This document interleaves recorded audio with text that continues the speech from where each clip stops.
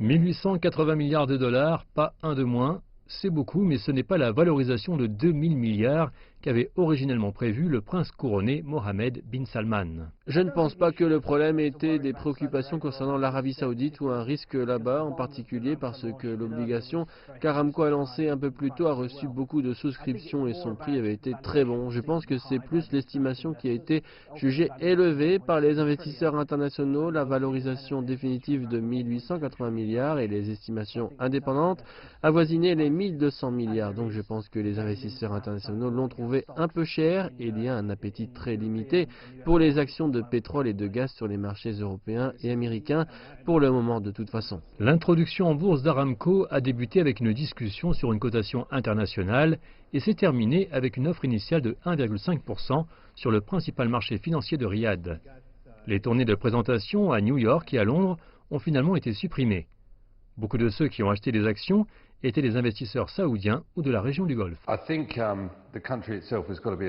Je pense que le pays lui-même doit être un peu déçu du résultat, 300 milliards de moins que prévu. Ce n'est pas un montant d'argent insignifiant. Concernant le problème de l'absence d'investissement étranger, je pense que certains fonds ne souhaitent pas ou ne peuvent pas investir. Je pense que c'est un revers du point de vue international pour Saudi Aramco. Ça a été un succès, ça allait forcément être un succès. Ils s'attendaient à une abondance de souscriptions à l'entreprise la plus rentable du monde. Mais je ne pense pas sur le plan de la notoriété de la marque Saudi Aramco, ça a été un succès particulier. Depuis 2016, vendre une partie de l'entreprise la plus rentable du monde est devenu le symbole de l'agenda de la réforme de Riyad. Une tentative de réduire la dépendance de l'économie vis-à-vis du pétrole. L'un des principaux objectifs de l'introduction en bourse de Saudi Aramco est de lever de l'argent pour Vision 2030. Un programme de diversification planifié par le gouvernement.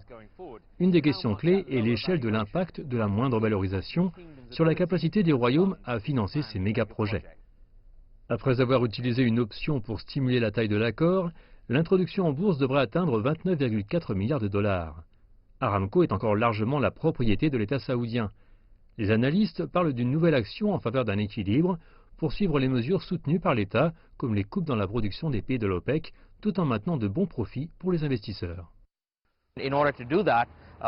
Pour ce faire, ils doivent faire deux choses. La première, en raison des engagements vis-à-vis de l'OPEC qu'ils ont gardés jusqu'à présent, est de montrer leur adhésion à ces engagements en termes de production et en même temps gérer ou garder des revenus à un niveau dont la valeur serait, disons, égale à celle des dernières années, ce qui leur a valu d'être évalué comme l'industrie la plus rentable sur le marché. Aramco est entré dans les livres d'histoire en tant que plus importante introduction en bourse au monde. Une couronne qui devrait augmenter l'attention dont l'entreprise fait l'objet.